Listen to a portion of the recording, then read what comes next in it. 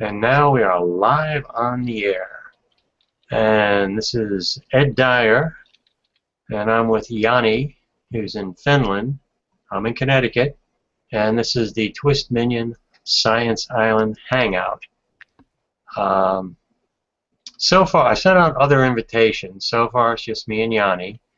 I don't want to wait any longer before I started the podcast, so I'm going to just start going through stories. Hopefully, any of you watching this will find it interesting. The stories themselves are really dealing with with promising advances in technology. Getting closer with something called memristors, not transistors, but memristors, which are going to hopefully be an increase in the efficiency and the kind of technology we use in our computers. Some advances, a new kind of solar energy device, kind of a sponge-like device. Got some updates on the fusion front, which still is looking like more than it's a decade away. An unfortunate story tying global wildlife declines with slave labor. And then a more interesting story about a transformer pulsar, a very, very dynamic binary system with a pulsar and a star. Water problems in the West, the United States West, which you certainly read about. A ghost city in China. China they have these big plans, and they're going to have these plans for this eco-city, completely sustainable city. Well, it's completely sustainable because nobody's living there. And I got a little story about we need some more breast milk and a new little device for could be used kind of a hive-like living quarters. Could be very useful for festivals and things like that. All right, jumping into the first story. And this is from nature.com, and this is about memristors, and it's a replacement for the ordinary transistor may make it to the marketplace by the end of this decade. The memristor, the subject of much study over the last 6 years, could become the basic building block for an array of new devices, sensors and memory chips being built into PCs. The giant computers used by big data applications by scientists, engineers, and Wall Street. The original idea dates back to the 1990s when senior Hewlett-Packard fellow Stan Williams in a lab, he set up a lab to scope out the next 2 decades of computing. For 40 years, this industry has relied on its ability to manufacture ever-shrinking, ever-cheaper transistors based on Moore's law, which is you can fit a chip, the number of transistors you can fit into a chip doubles every 2 years. Williams's team began by studying increasingly small transistors down to the size of a molecule.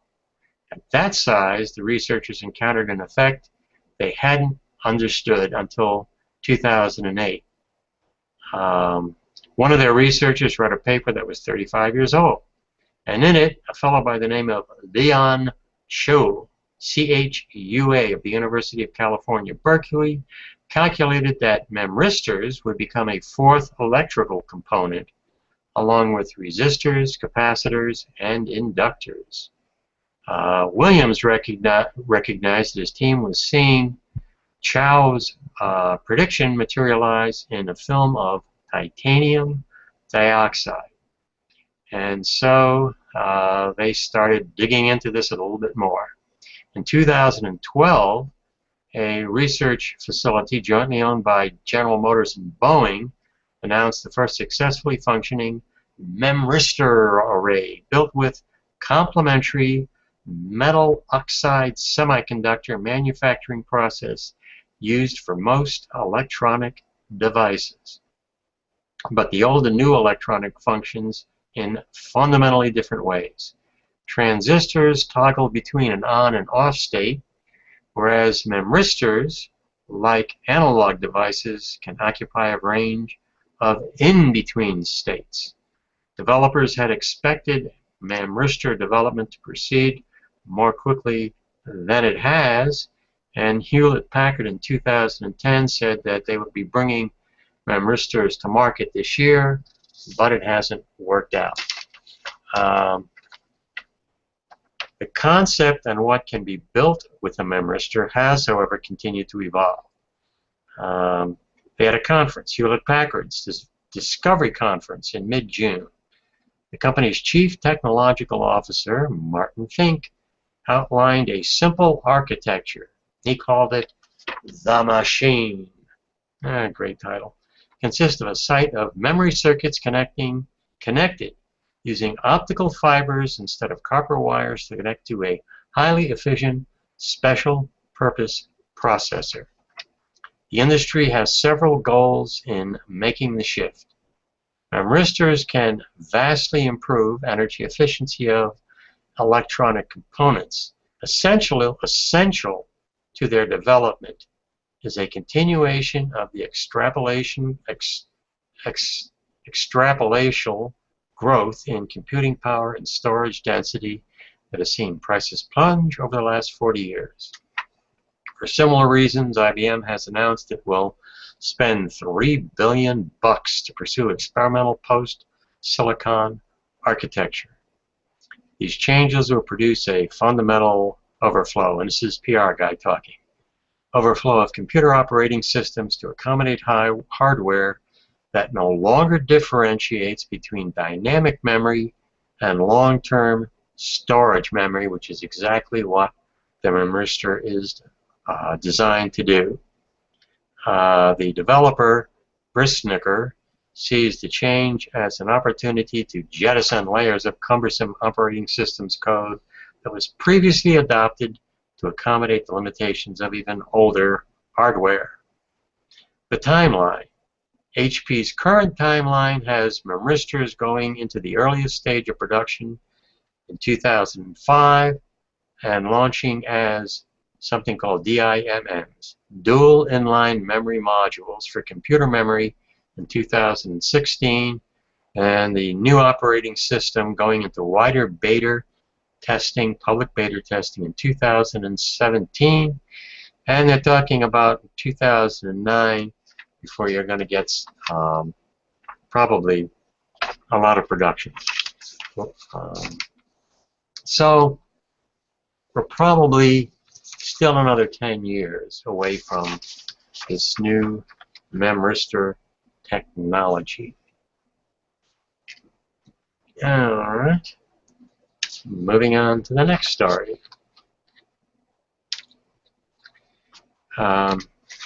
This is a new kind of solar energy source, and it's a sponge-like structure, and it will convert solar energy into steam much more efficiently than current solar production, creating steam energy.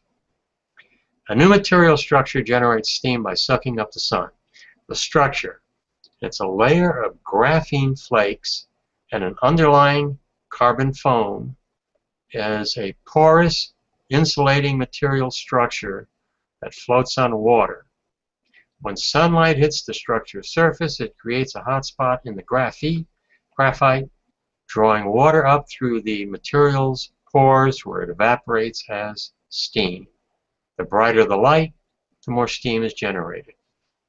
The new material is able to convert 85% of incoming solar energy into a stream, a significant improvement over recent approaches to solar-powered steam generation. The system loses very little heat, it's very efficient, and can produce more steam at relatively low solar intensity.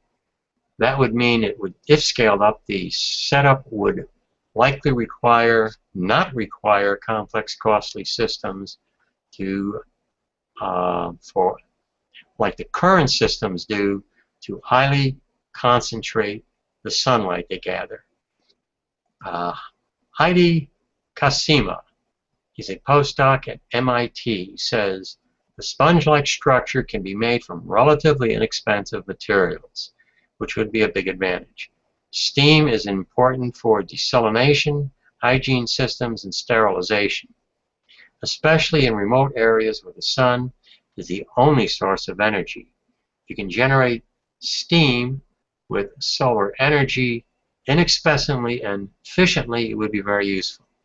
Today, the solar-powered steam generation involves vast fields of mirrors or lenses that concentrate incoming sunlight, heating large amounts of liquid to high heat temperatures to produce steam. However, these complex systems experience significant heat loss, and therefore they are very inefficient. Scientists have been exploring ways to improve the efficiency by developing new solar systems by working with nanofluids. The latter approach involves mixing water with nanofluids, nanoparticles, that heat up quickly when exposed to sunlight, vaporizing the surrounding water as steam. But initially the reaction requires very intense solar energy, about 1,000 times that of an average sunny day. So it's they really have to concentrate the sunlight that they gather. By contrast, the MIT approach generates steam in a solar intensity about 10 times that of sunlight. So it's 100 times more efficient. And that is the lowest optical concentration reported this far.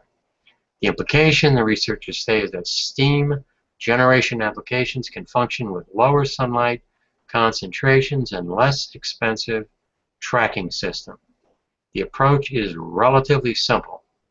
Since steam is generated at the surface of a liquid, Kasima looked for a material that could both efficiently absorb sunlight and generate steam at a liquid's surface. After trials with all kinds of materials, he settled on a double-layered shaped structure. The top layer is made with a graphite. The researchers exfoliate by placing the material in a microwave. And it's just like popcorn. There you go. Popcorn technology. The graphite bubbles up, forming a nest of flakes. The result is a highly porous material that can better absorb and focus the sunlight. As sunlight hits the structure, it generates a hot spot in the graphite layer, generating a pressure gradient that draws water up through the carbon foam. As water seeps into the graphite layer, the heat concentrated in the graphite turns the water into steam. The structure works much like a sponge. When placed in water on a hot sunny day, can continuously absorb and evaporate water. They tested the structure by placing it in a chamber of water and exposing it to a solar simulation. They found they were able to convert 85% of the solar energy into solar intensity, 10 times that of a typical sunny day. And this new structure may be designed even more efficiently as they come up with different kinds of materials. So, a really interesting, sounds like it would be much cheaper and much more efficient. And that's going to be really critical because while we're seeing a lot of investment on the part of countries, states in the United States, in solar energy, a stumbling block continues to be cost. If they can come up with something like this that will reduce the cost significantly. And this would be used where you're talking about using solar power to generate steam. You're talking about steam as a power source. And it sounds like this would really significantly reduce the cost of using solar power panels to generate steam. And it might be as close as 5 years away. We can only hope. Alright, I'm going to move on to another story. Let's see, maybe I can screen share this. Okay. Now this is a rather long story in nature.com. It has to do with new fusion energy technology. And I want to screen share. I'll just screen share. Alright, let's try that again. Here we go. And I'm just going to screen share a picture of how a fusion generator works. And this is reading from the article in nature.com. A company called Tri-Alpha protects its trade secrets so tightly it doesn't even have a website. But the fragments of information that have filtered out make it clear that the building houses one of the largest fusion experiments now operating in the United States. It is also one of the most unconventional. Instead of using the donut-shaped tokamak reactor that has dominated fusion generator research for more than 40 years, Tri-Alpha is testing a linear reactor that it claims can be smaller, simpler, and cheaper. So in the top part of this picture you can see the donut-shaped device, and in the bottom half of the picture you can see Tri-Alpha's device. This sounds particularly appealing at a time when the world's leading fusion project, a giant tokamak named ITER, is mired in costly delays and overruns. The facility being built in France is expected to be the first reactor capable of generating an excess of energy from a sustained burn of its plasma fuel. But it looks like it's set to cost as much as $50 billion, 10 times the original estimate, and will not begin to fuel its first experiments until 2027. I would say $50 billion, and they're not even going to be able to start by 2027. That looks like pretty much of a failure. I don't think we can rely on this French reactor, fusion reactor. While ITER consumes the lion's share of U.S. fusion generating budget, fans of alternative approaches are not getting much support. But that support is growing because everybody's getting frustrated with the inability of these tokamak technologies. So Tri-Alpha team and many other physicists in the United States and Canada are pursuing different options. For the past decade and a half, at least a half-dozen companies have started up to pursue alternative designs. Since some of these are reporting encouraging results, attracting even more money. Tri-Alpha has raised $150 million from Microsoft and the Russian government. That's peanuts compared to the billions that have been invested in these other kinds of fusion facilities, but it shows you what maybe a small startup can do with only $150 million. Another startup was started by a guy named Norman Rostocker, and he was a physicist at California. I'm sorry, he is the co-founder of Tri-Alpha, and is 72 years old. This is a 72-year-old physicist who decides to start his own new fusion business. He and his colleagues ditched the T1 fuel in favor of fusion protons with boron-11, a stable isotope that comprises about 80% of natural boron. Lighting this P11B fuel would require temperatures about 1 billion Kelvin, almost 100 times as hot as the core of the sun. And the energy created in these fusion events would be only about half that realized by T10, by D10. But the reaction products would be practically free of these troublesome neutrons. Fusion would generate just 3 energetic helium nuclei, also known as A particles. These are charged so they can be guided by magnetic fields into the immersion cyclotron device that would convert their energy into an ordinary electron current with 90% efficiency. Burning 1 billion Kelvin B plasma in a tokamak is out of the question.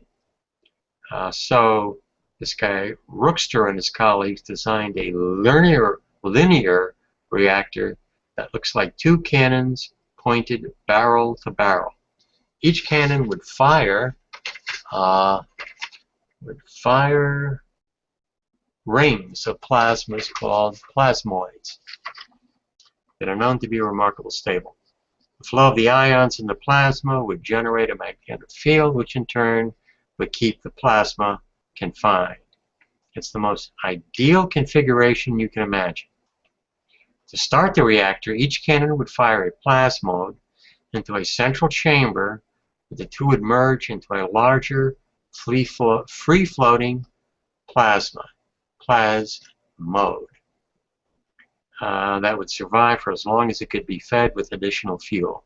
The particles emerging from the reaction would be guided back through the cannons by another magnetic field and capture the energy converter. And so this guy Rookster in Tri-Alpha is starting. They want to take advantage of this culture of high-tech startups and capital funding. That's where they formed their company, and they're beginning to get some results. In the past 5 years or so, the company has they've got 100 people. They now employ 100 people. They started to publish some results, and the current test machine, a 10-meter device called the C2, has shown that colliding plasmodes merge as expected, and the fireball can sustain itself for 4 milliseconds, as long as fuel beams are injected. Last year, one of their researchers announced that the burn generation had increased to 5 milliseconds. And so the company is looking for more money to build a larger machine. So we are talking about technology that's a decade away. Another company, Helon Energy in Redmond, Washington, is developing a linear colliding beam tractor that would be small enough to be carried on the back of a large truck. The Helon reactor would fire a steady stream of plasmodes from each side into a chamber where the fuel is crushed by magnetic fusion. Where the fuel is crushed by magnetic fields until fusion begins. Within 1 second, the fusion products are channeled away just as the next pair of plasmodes hurtles in. The analogy we like is to that of a diesel engine. With each stroke, you inject fuel, compressing it with the piston until it ignites without needing a spark. And they've demonstrated this concept in a DD reactor with plasmodes that fire once every 3 minutes. And they're now looking for $15 million in private financing over the next 5 years so they can scale up. They hope its reactor could eventually reach hotter conditions needed to fuse deuterium and helium-3. Another alternate concept sticks with D2 fuel, but does it in a different way. And this is in Burnaby, Canada, at General Fusion. They've designed a reactor which uses a plasmode of D2, which is the kind that most fusion companies now in existence I've been working with, will be injected into a spinning vortex of liquid lead, which will be crushed inwards by a forest of pistons. This compression happens within a few milliseconds. The plasma will implode to create fusion conditions. One advantage of this design is that the liquid lead does not degrade until it gets blasted by neutrons. They have demonstrated the idea with a small-scale device using pistons driven by explosive, and they've raised about $50 million from joint venture capitalists and the Canadian government. So we've got some optimism that this technology may be available. This very highly efficient fusion generators solve a lot of the question marks some people have about nuclear power plants, but still, that to me is really the answer. We really got to start building some nuclear power plants. I know the Chinese government has been building nuclear power plants, but not so much in the United States. And that to me is, I think, you know, if we can get fusion plant up and running in 10 years, 20 years, okay, man, that's a future technology we may turn to. And even if we can create these fusion generators, that might even be something we could use in terms of powering rockets and things. So it might have other applications. I am looking around to see if there's any messages from anybody else who might be joining us. And I don't see anyone. What I'm going to do is I'm going to send out second invitations again. I know as much as you guys like to hear me talking, but it would be better. I mean, something like Patrick. Patrick could give us a little bit better idea about things like fusion energy. Patrick is good.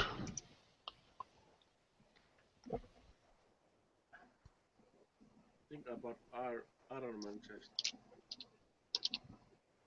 And Kyle.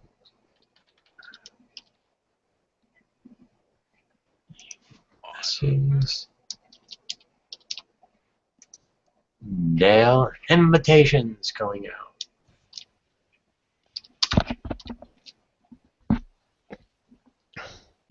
Iron Man. Iron Man has fusion plant. Come on, what the heck is in his chest.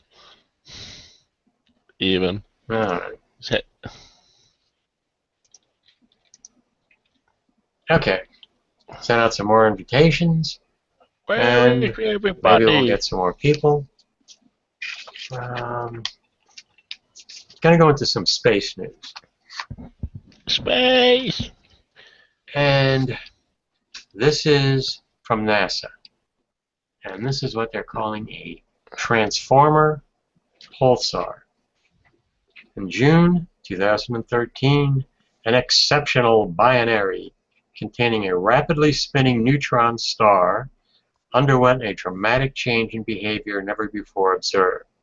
The pulsar's radio beam vanished, while at the same time the system brightened fivefold in gamma rays.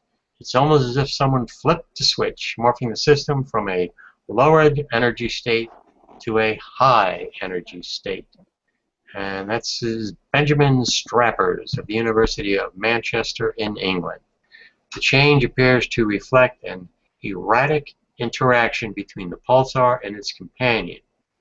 This allows us the opportunity to explore a rare transitional phase in the life of this binary. And a binary consists of two stars orbiting around their common central mass. This particular system, known as AY Sextanus, is located about 4,400 light years away in the constellation Sextanus. It pairs a 1.7 millisecond pulsar named a PSR G1023 with a star containing about 1/5 the mass of the Sun. The stars complete an orbit in only about 5 hours, which places them so close together the pulsar will gradually evaporate its companion. And astronomers have long suspected millisecond pulsars were spun up through the transfer and accumulation of matter from their companion stars, and they've referred to these kinds of systems, these pulsar, as recycled pulsars. And this is from Annie Archibald, who discovered this current pulsar J1023 in 2007. To better understand 1023 spin and orbital evolution, the system was regularly monitored by the Lovell Telescope in the United Kingdom and the Westbrook Synthesis Radio Telescope in the Netherlands. These observations reveal that the pulsar's radio signal had turned off, so they started looking in the area for changes in gamma ray properties. And they found them. A few months before that, astronomers had found a similar situation, a more distant system, located in M28, a global star cluster. And the pulsar is known as PRJ1824. And that underwent an X-ray burst in March and April. And as the X-ray emissions dimmed in early May, the pulsar beam emerged. While 1023 reached much higher energies and is considerably closer, both binaries are otherwise quite similar. What's happening are basically the last sputtering throes of the spin-up process for these pulsars. J1023. The stars are close enough that a stream of gas flows from the sun-like star toward the pulsar. The pulsar's rapid orientation and intense magnetic field are responsible for both the radio beam and its powerful pulsar wind. When the radio beam is detectable, the pulsar holds back the companion's gas stream, preventing it from approaching too closely. But every now and then, the stream surges and pushes its way closer to a pulsar. This could make a great movie. Establishing an accretion disk. Gas in the disk becomes compromised and heated, reaching temperatures hot enough to emit X-rays. Next, material along the inner edge of the disk quickly loses orbital energy and descends towards the pulsar. When it falls into an altitude of about 50 miles, processes involved in creating the radio beam are either shut down or, more likely, obscured. The inner edge of the disk probably fluctuates considerably at this altitude.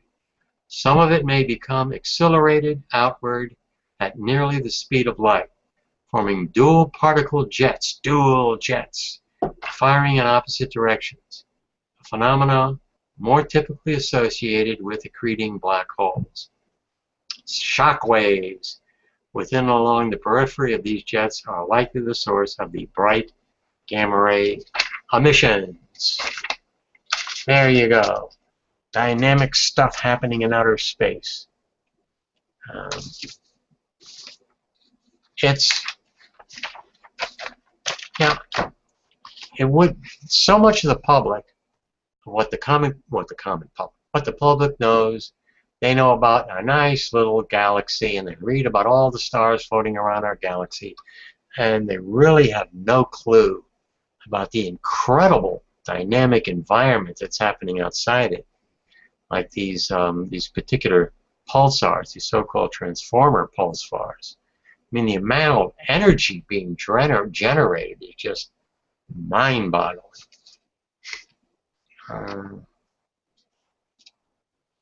Let's see. I'm going to read another positive story.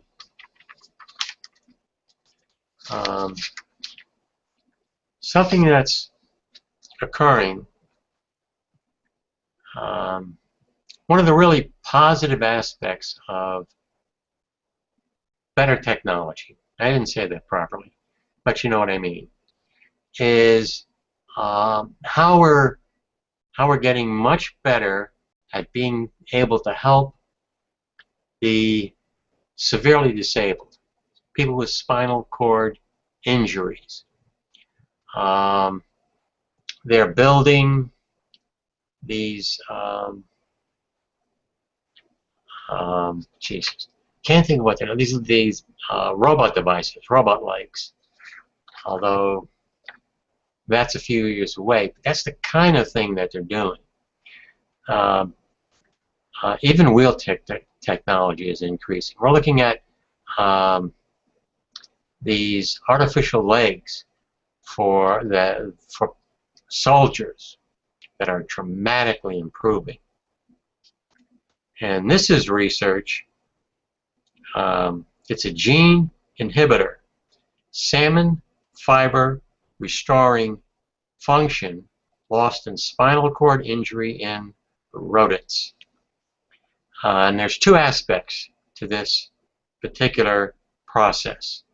A therapy combining salmon fiber injections into the spinal cord and injections of a gene inhibitor into the brain restored voluntary motor function impaired by spinal cord injury. In a study, and this is on rodents, researchers achieved this breakthrough by turning back the developmental clock on a molecular pathway critical to the formation of, and I'm going to butcher this, corticospinal tract nerve connections, and providing a scaffold so that the neuron axons at the injury site can grow and link again. And so what we're talking about is a process that begins within the fetus, and using that as understanding how that operates, and then using it along with one other chemical to be able to create a scaffold and repair spinal cord injuries. And the work expands on previous research at the University of California, Irvine. And the lead author is a guy named Stewart. And he discovered that axons flourish after the deletion of an enzyme called PTEN, which controls a molecular pathway regulating cell growth. Okay, so you flush the system, these axons, and you delete an enzyme, and you can find how to, and that controls the molecular pathway to growth. And let me go on.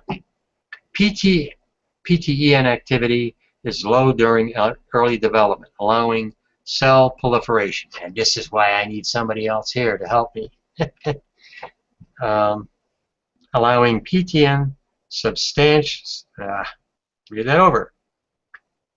the work on previous research, Stewart helped discover that axons flourish after the deletion of an enzyme called PTEN, which controls a molecular pathway regulating cell growth. PTEN activity is low during even early development, allowing cell proliferation. PTEN subsequently turns on, inhibiting this pathway and precluding any ability to regenerate. So you're talking about early development, and then at some point that early development gets shut off. 2 years later, the University of California Irvine team found that salmon fibrin injected into rats with spinal cord injury filled cavities at the injury site, giving axons a framework in which to reconnect and facilitate recovery. And fibrin is a stringy, insoluble protein produced by blood cutting process and is used as a surgical glue. In their study, they treated rodents with impaired hand movement due to spinal cord injury with a combination of salmon fibrin and a PTEN inhibitor called AAV-SHPTEN. A separate group of rodents got only the AAVN-PTEN inhibitor. The researchers saw that the rats receiving the inhibitor alone did not exhibit improved motor function, but those that were given AAVH-PTEN and salmon fibrin recovered forearm use. So it's a two-part process, two-part therapy. The data suggests that the combination of PTEN deletion and salmon fibrin injection into the lesion can significantly enhance motor skills by enabling regeneration growth of the axons. An injury the size of a grape can lead to complete loss of function below the site of the occurrence. An injury to the neck can cause paralysis of the arms and legs in the absence of sensation below the shoulders, and a bunch of other stuff. Stewart said the next objective is to learn how long after injury combination treatment can be effectively administered. And that's going to be a key, how quickly they can deliver it. It would be a huge step if it could be delivered in the chronic period, weeks and months after an injury. But of course, there's a lot more work to be done. So there you go. Some encouraging work. And I think eventually, 10, 20 years down the road, we'll be able to treat spinal cord injuries. We'll be able to regrow the kind of connections we need, one in the brain and one at the injury site. And I'm going to guess that perhaps I'll say within 20 years, people who have a spinal cord injury, they're going to be able to get up and walking around to some degree, functioning fairly normally. Let's see. I got even more stories for you, in case you haven't fallen asleep already. All right. Okay, I'm gonna try to wake you guys up. Anybody who still is with me. And this is from our friend Tree Hugger, and it's about breast milk. And breast milk is sometimes called liquid gold by hospital staff. And any parent whose premature baby has fed with donated breast milk knows how valuable it is. We all know that breast is best in a lot of ways for healthy babies born without complications. But breast milk makes an even bigger difference for babies born prematurely. They have higher survival rates when they receive formula, which often contains hard-to-digest cow's milk. For babies born before 32 weeks gestation, breast milk makes them 3 times less likely to contract a serious intestinal condition called necrolizing enterocolitis, in which portions of the digestive tract perforate and die.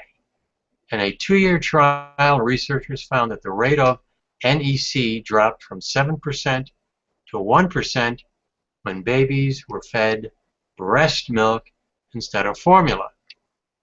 Breast milk also reduces the risk of infections and allergies, while improving blood pressure and bone density. Preterm babies who receive breast milk instead of formula also less likely to develop insulin resistance, obesity, and high levels of bad cholesterol. With these cholesterol benefits obvious, it would make sense for breast milk banks to be widely accessible.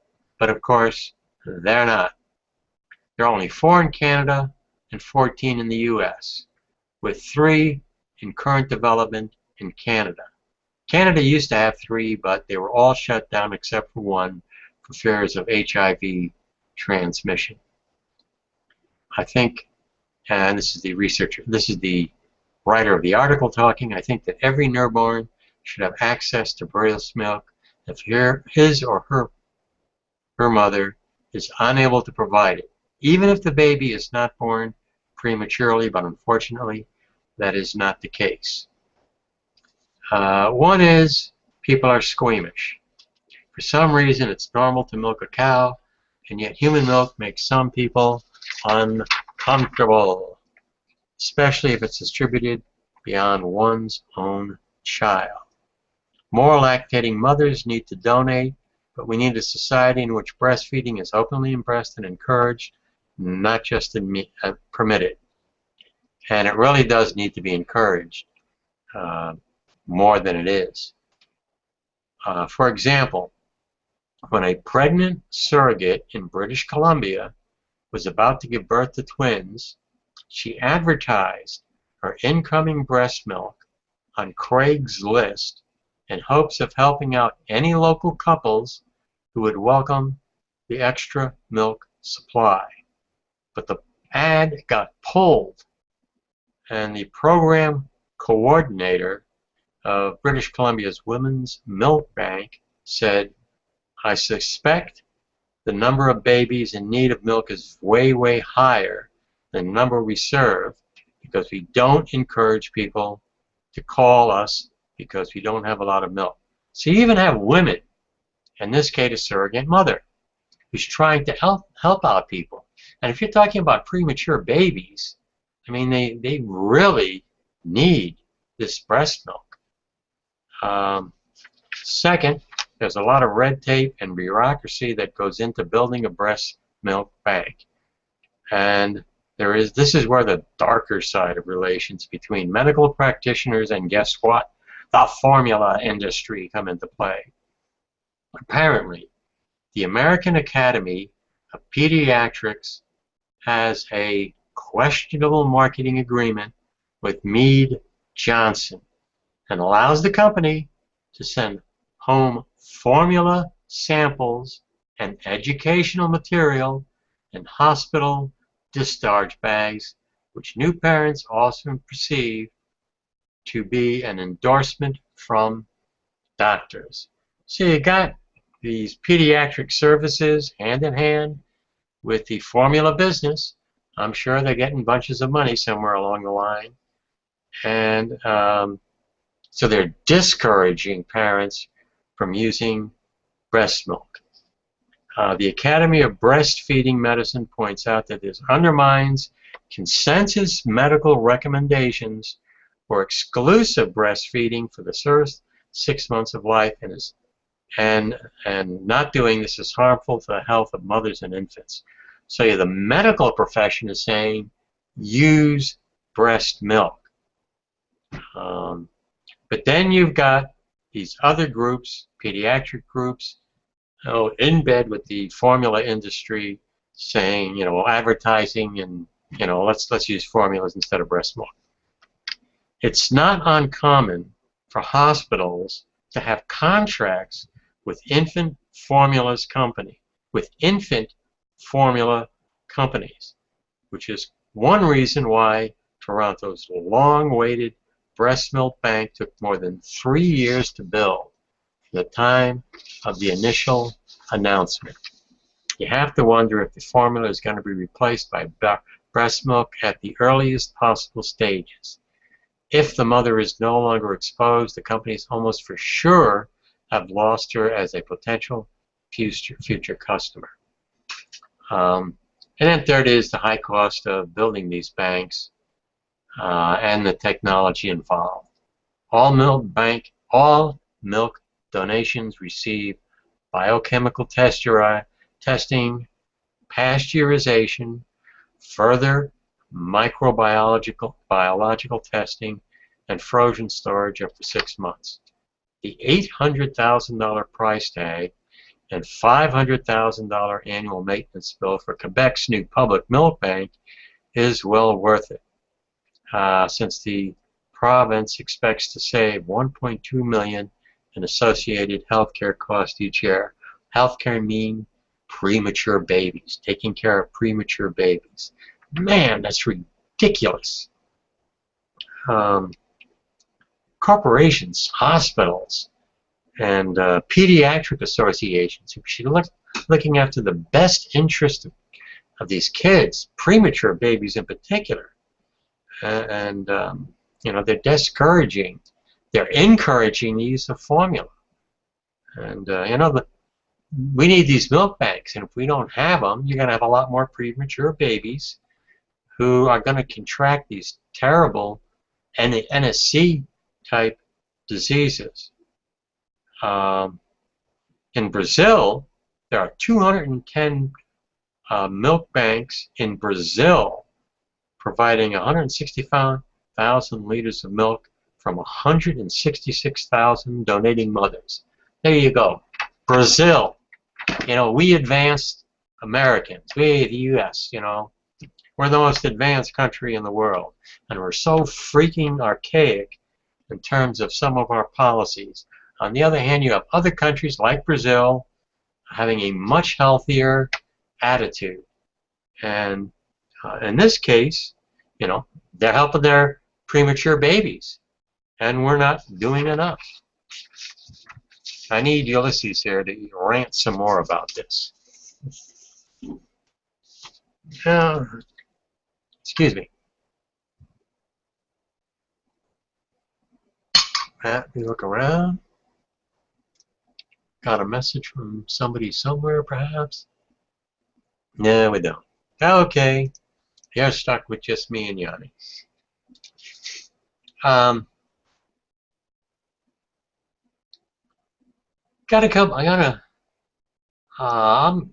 Here's a very interesting story about China.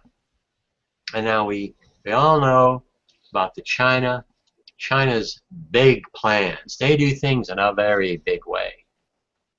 And you know, they talk about they're going to be on the moon, and they're going to be building mining on the moon, and they're going to build going to get to Mars, and they're going to build I think it's fusion reactor, a huge fusion reactor, and they talk about all these plans, but for the most part, they don't really deliver, which is too bad. I want China to succeed in creating more and better technology, but we got to remember for the most part, it's tightly controlled, and you're only going to hear the good news. Now, this is an I'm talking about that because I saw this is a slideshow in The Guardian, and China was going to build an eco-city, a completely safe, self-sustainable city There you go. The gateway after the construction site for a road that leads nowhere. Caofeidian or something like that. Coast In down. 2006, the president said that they're going to pledge to create the world's first fully realized eco-city. And 10 years and only $100 billion later, well, they've got a couple of thousand people that have moved here. Well, that makes it a little bit easier to self-sustain if you only have 1,000 people living there. Oh, there you go. A beautiful looking gateway. And there's a couple of the people. And locals fishing for crabs in the Bio Sea as construction site stands idle in the background. I don't know. They're looking for. They're trying to catch fish in their bare feet. I don't know about that. Let's see. This place called Caofeidian or whatever was originally a small island that was extended using land reclaimed from the sea. Well, I think we should give that land back to the sea. That looks like a beautiful building there. Probably gonna have thousands of people living there. The eco-city was made possible through huge bank loans. Once it was half built, these loans were halted and projects suspended due to rising costs of materials and guess what? Lack of government support. $100 billion spent, and then they discover, whoops, this isn't working out so well. That looks pretty. And the knockoff effects are also seen in this abandoned tourist. They're going to have a tourist area resort, a tourist resort by the shores of the sea. Wouldn't you love to spend your vacation there? Look at that beautiful hotel building over there. And then you got this, you got one worker. You got this huge island thing, and you got one worker inside the city's mostly abandoned industrial park, and he works for a company producing solar panels, which is heavily subsidized. One worker. Hey, that's going to cut your unemployment rate. And here we go. The eco-city was planned to accommodate 1 million inhabitants, but about 1,000 people live there. And I'll bet those 1,000 people, their lifestyle is heavily subsidized. Hopefully they don't have only crabs to eat. And it's growing ranks of China's ghost cities. There you go. That was what it was going to look like. Beautiful looking place. Shopping mall. There you go. Lots of shoppers all over the place. And another view. Empty mall. And then we're going to build a branch of a university. There you go. Here, 2 people. Security guards. What kind of security guards do you need? Where coal and ore are unloaded to feed a steel mill. And the mill was moved to this place because it's mired in debt, and it really doesn't look like doesn't look like they're doing much at this particular mill. And there's a bridge. Beautiful bridge. Sort of. Kind of. 2 parts to it. There's a Japanese factory. That never started. Oh, Japanese. And there you go. The weeds are growing. Got a lot of seaweed, seagrass growing there. So there you go. China's answer to building an eco-city. Let's see. There was a tower, but was cancelled. Got another interesting.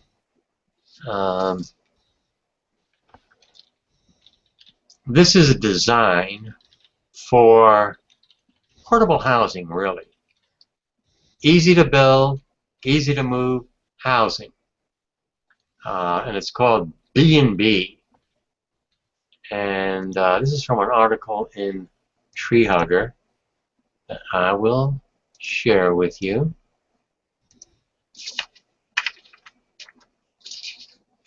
Let's see, didn't work. There you go. Well, beehive structure. And it says, we've recently noted that musical festivals are environmental disasters, with people leaving tents, sleeping bags, clothes, food, and booze behind after they've done all the partying. There you go. Nice little place. Your own little place to hang out for a couple of days. B&B tries to change all that. They've created a hive for people, these little hexagonal modules that can be stacked up to 4 high, holding up to 40 people on 1,000 square feet. Each cell has a power supply, a light, locker, and luggage storage. That's pretty neat. Heck, you could use that for homeless people even. There's a construction. The co-inventor was Barbara Vantahora. We thought we would not, why not stack a honeycomb, not for bees, but for festival goers, to offer a very comfortable, cozy alternative for overbooked and overpriced hotels during festival time. And even, I know Dr. Kiki is talking about going to Burning Man. That's the kind of thing that could really be useful in a festival like Burning Man. Comfortable. Much comfortable place to rest. One reason why not might be the hexagonal shape isn't very efficient. The double bed is sort of floated in the middle, reducing head space. Although the space underneath is good for storage, and the bed folds up in a sofa. I'd use it. I would absolutely use it. The only musical festival I ever went to was Woodstock. And great fun half the time, great music, lots of partying, tons of drugs, and the facilities, terrible. Well, I slept in a car. That's what I did. And so I got to play in the mud, and then at night I went home dirty and slept in my car. I would have definitely loved to have something like this. Let's see. Sometimes good design can easily fail in a poorly designed system. To ensure the B&B isn't just a good idea on paper and small tests, we developed a sophisticated product service system, transportation, operation, and maintenance. It's a fine example of socially and environmentally responsible industrial design. And man, you put something like that instead of tents, I don't know. It's more efficient for providing more people with a nice, easy place to sleep in. The service beyond B&B are based on social economy. The material are usable, are durable, and help reduce the heavy ecological footprint. And once festivals are over, there you go. You could probably put the thing up in, I don't know, maybe a couple hours. Turning it into a product system where one can rent space instead of having to buy a tent is one great advantage of the concept. Another is density, packing more people into a smaller area. They're testing the system at a festival in Belgium. There you go.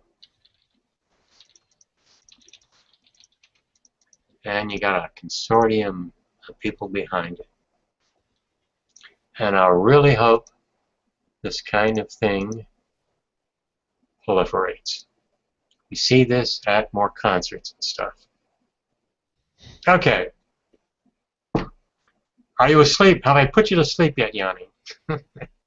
Been babbling away for about an hour now. Still nobody joining me. I don't know. Do I have bad breath? I don't know.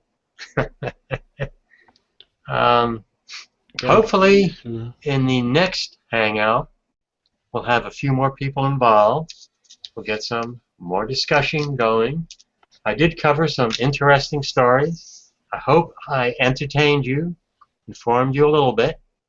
I know. I even going through the process of preparing for the Hangout and reading the stories and trying to edit them so that I can read them in a halfway coherent way, even that process is a good education for me. So I've learned stuff. And I hope you guys have learned something too. Jani, Yep. wave, do something, move. I'm ready to end the Hangout. I'm ready to end the broadcast. You can go back. Oh, it's night. Is that light? I always ask you this, but is it daytime? You look like you're heading back, ready to fall asleep. Okay, Yanni.